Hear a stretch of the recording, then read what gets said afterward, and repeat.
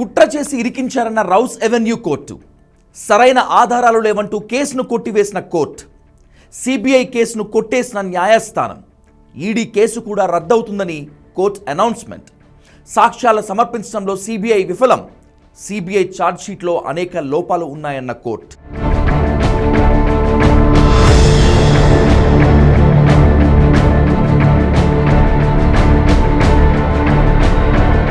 Delhi liquor కేసులో rows avenue court సంచలన తీర్పు ఇచ్చింది.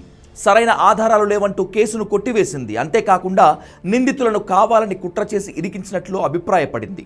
మాజీ సీఎం కేజ్రీవాల్, కల్వకుంట్ల కవితతో పాటు 23 మందికి క్లీన్ చిట్ ఇచ్చింది. సిబిఐ కేసును కొట్టివేయడంతో ఈడీ నమోదు చేసిన కేసు కూడా రద్దవుతుందని రౌస్ ఎవెన్యూ కోర్టు స్పష్టం చేసింది. See, we have 100 times said that we have nothing to do with this case. This is a politically motivated case. As a part of political vendetta, this case has been put on the opposition parties. అస్థిరలో Aam Aadmi Party సర్కార్ పతనానికి కారణమైన మద్యం కేసును Delhi rows avenue న్యాయస్థానం కొట్టివేసింది. స్పష్టమైన ఆధారాలు లేకుండా ఢిల్లీ మాజీ సీఎం కేజ్రీవాల్ను కేసులో ఇరికించారని సిబిఐపై కోర్టు ఆగ్రహం వ్యక్తం చేసింది. ఎక్సైజ్ పాలసీలో ఎలాంటి కుట్ర లేదా నేరపూరిత ఉద్దేశం లేదని అభిప్రాయపడింది న్యాయస్థానం. ఈ కేసులో ఆరోపణలు ఎదుర్కొన్న కల్వకంట్ల కవిత సహా 23 మందికి విముక్తి కల్పిస్తూ తీర్పునిచ్చింది కోర్టు. వారిపై చర్యలు తీసుకోవడానికి తగిన సాక్ష్యాలు సమర్పించడంలో సిబిఐ విఫలమైనట్లు అభిప్రాయపడింది న్యాయస్థానం. నిందితులపై ప్రాథమిక కేసులు నమోదు చేయలేదని, సిబిఐ ఛార్జ్షీట్లో అనేక లోపాలు ఉన్నాయని వ్యాఖ్యానించింది కోర్టు. ఏ సాక్షి వాంగ్మూలంతో ఛార్జ్షీట్లో అభియోగాలు సరిపోవటం లేదని పేర్కొంది. ఢిల్లీ మద్యం విధాన రూపకల్పన కేసులో సౌత్ గ్రూప్ అనే పదాన్ని ఉపయోగించడంపై కోర్టు అభ్యంతరం వ్యక్తం చేసింది. అలాంటి వ్యక్తీకరణకు స్పష్టత, సరైన ఆధారాలు లేవని తెలిపింది.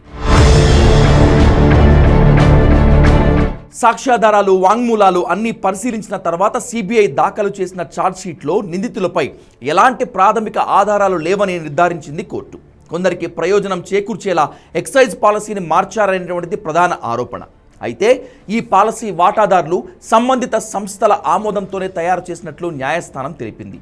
ఈ విధానాన్ని లెఫ్టినెంట్ గవర్నర్ కూడా ఆమోదించారని కోర్టు అభిప్రాయపడింది. లెఫ్టినెంట్ గవర్నర్ను నిందితుడిగా చేర్చకుండా మిగిలిన వాళ్ళని ఎలా బాధ్యులను చేస్తారని ప్రశ్నించింది న్యాయస్థానం.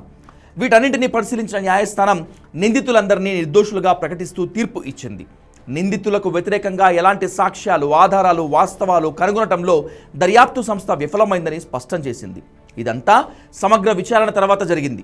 న్యాయం చేయడానికి ప్రాసిక్యూషన్ ఒక సాధనం మాత్రమే కానీ ప్రజలచే ఎన్నుకోబడిన రాజ్యాంగ పదవుల్లో ఉన్న వ్యక్తులను అక్రమంగా ఇరికించడానికి కాదని అభిప్రాయపడింది కోర్టు. సిబిఐ కేసు కొట్టివేసిన తర్వాత దానికి అనుబంధంగా ఉన్న ఈడీ కేసు కూడా రద్దవుతుందని స్పష్టం చేసింది కోర్టు.